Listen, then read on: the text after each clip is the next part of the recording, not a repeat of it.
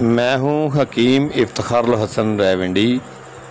आज मैं आपको एक बहुत ही दिलचस्प वाक़या सुनाना चाहता हूं। एक गांव में एक नई नवेली दुल्हन को ब्याह कर लाए, तो जब घर लेकर दुल्हन को आए ना, तो मुसहरी में बिठाया तो मोहल्ले की कुछ एक दो ख़वातीन और दुल्हन की नंद छोटी सी है वो बैठी हुई थी। इत्तेफाक से दुल्हन को ना गैस खारिज होगी दुल्हन की, तो ये उसकी सास ने सुन लिया कि ये क्या बना, तो उसने तो परेशानी की हालत में कहा, हाँ ये तो अच्छी बात नहीं है कि आते ही दुल्हन को क्या हो गया, ये इसको गैस खारिज होगी, ये बदबू खिलार दी इसने। तो खैर चलो, अब ऐसा करना किसी को मोहल्ले में बताना नहीं है। वो दुल्हन की सास साहबा कहने लगी अपने बेटी छोटी को, जो कि दुल्हन की नंद थी, कि किसी को बताना नहीं है। तो जो मोहल्ले से एक औरत थी उसको भी कहा, बहन जी अल्लाह का वास्ता है, मेहरबानी आपकी, ये किसी को बताना नहीं कि हमारी बहू के गैस खारिज हो गई है। तो लो जी, मोहल्ले से आई हुई खातून वो भी मान गई कि नहीं मैं किसी को नहीं बताती कि ऐसा कुछ हुआ है। तो उन्होंने सूखा सांस लिया। तो यूँ नहीं वो दुल्हन के कमरे से बाहर आया ना, देहाती माहौल था कि बाहर सेहन में ना गाय का एक छोटा सा बछड़ा बंधा हुआ था। तो दुल्हन की सास कहने लगी, ये तो बात ठीक है, कहीं ऐसा ना हो कि ये बछड़ा बता दे। तो उसके सिर पर हाथ फेर कर ना तो पूछने लगी कि तू तो नहीं बताएगा किसी को कि दुल्हन को गैस खारिज हुई है। तो बछड़े ने जब सिर पे हाथ उसके फेरा तो उसने सिर को हिला दिया, नीचे की तरफ हिला दिया। तो वो कहने लगी नहीं ये तो कह रहा कि मैं बताऊंगा। उसको मनाना शुरू कर दिया उन्होंने, बार बार उसके सर पर हाथ फेरते हैं, उससे पूछते हैं कि तू तो बताएगा तो नहीं किसी को। तो वो कहता है बताऊंगा। एक दो तीन सारे घर के जो अफराद थे ना, उन्होंने उस बछड़े की मिन्नत समाजत शुरू कर दी।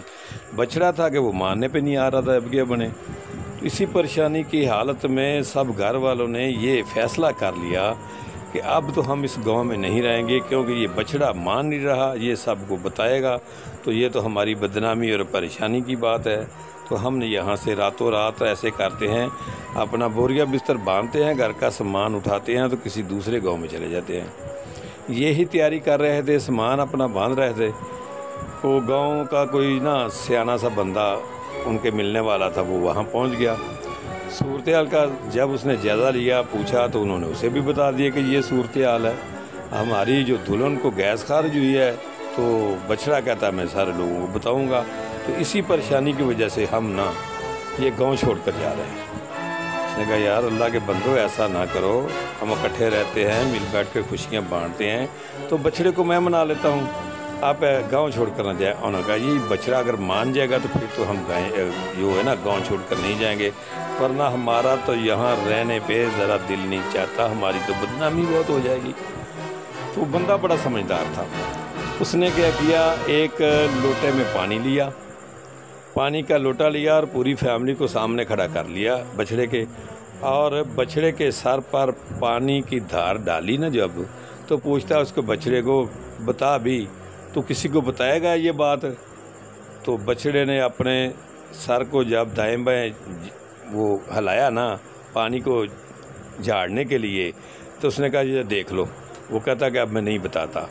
तो खुशी में वो इतना उन्होंने धमाल डाली कि इतना खुशी हो गया, हमारा ना ये गांव का छोड़ने वाला मामला बच गया है, अब हम गांव नहीं छोड़ेंगे। इसी खुशी में उन्होंने ना अपने सारे मोहल्ले में मिठाई बांटने का प्रोग्राम बना लिया। तो उन्होंने जनाब उनके घर को 2 मन गुड़ पड़ा हुआ था, घर की 2-3 ख़वातीन ने एक परात में गुड़ रखा। तो वो दो औरतें मिलकर ना पूरे मोहल्ले के घर घर गई हैं और एक एक गुड़ की वो ना पेसी सी उनको देती है। ये किस खुशी में है, आपके बच्चे की शादी हुई है, वो शादी तो हुई है, उसकी मिठाई तो बांटनी थी। ये बात हुई है हमारे साथ, हमारी दुल्हन को ना आते ही गैस खारिज हो गई थी, तो उसके समझाया कि किसी को बताने नहीं, हमारा बछड़ा कह रहा था कि मैं बताऊंगा। तो हम परेशानी की आलम में तो गांव छोड़कर जा रहे थे, तो नंबरदार साहब आए हमारे गांव के, उन्होंने उसे समझाया, तो अब उसने हमारी जान छोड़ी कि वो कहता नहीं बताऊंगा। तो इस तरह उनको ना अपने गांव में रहने का मौका मिला। ऐसे ऐसे लोग भी होते हैं हमारे।